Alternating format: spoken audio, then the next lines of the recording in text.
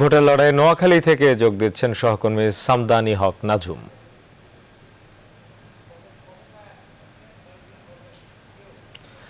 নাজুম, নোয়াখালীতে নির্বাচনের পরিবেশ কেমন দেখছেন? প্রার্থীরা কি বলছেন নোয়াখালীর নির্বাচনী পরিবেশ নিয়ে?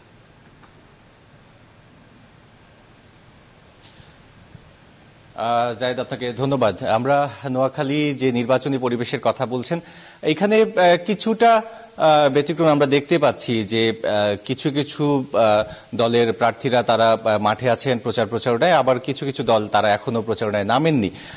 আমি এখন আছি নোয়াখালীর মোহাম্মদনগরে, অর্থাৎ নোয়াখালী 5 আসনে। এখানকার বিএনপির যিনি প্রার্থী আছেন ব্যারিস্টার মওদুদ আহমদ, তিনি আমাদের সাথে আছেন, তার সাথে একটু কথা বলবো। আপনাকে স্বাগত আমাদের আয়োজনে।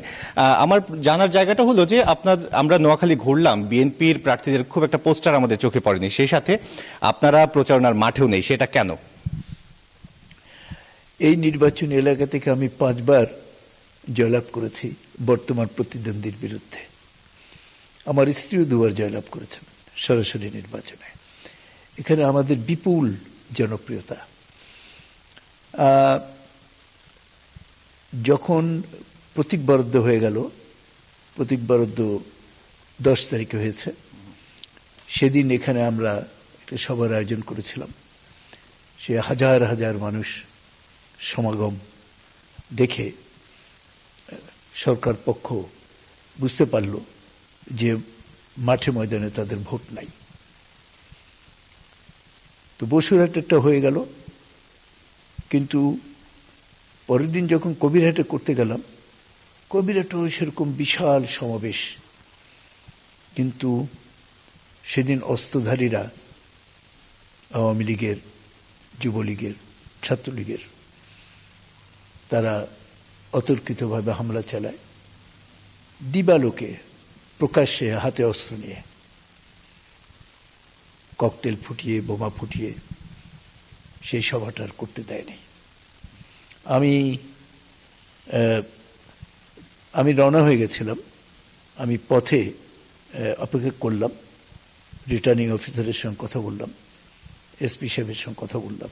অর্থাৎ আপনি কি বলতে চাচ্ছেন যে নির্বাচনী প্রচারণার কোনো পরিবেশ এখানে নেই? একেবারেই নেই।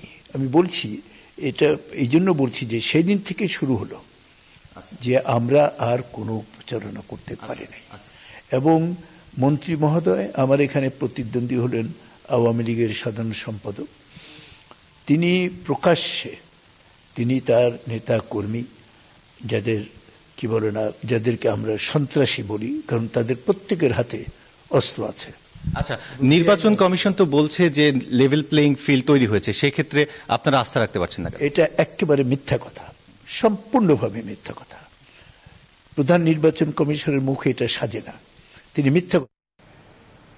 সামদানি হক নাজুম, ধন্যবাদ আপনাকে। সহকর্মী সামদানি হক নাজুম যুক্ত হয়েছিলেন নোয়াখালী থেকে।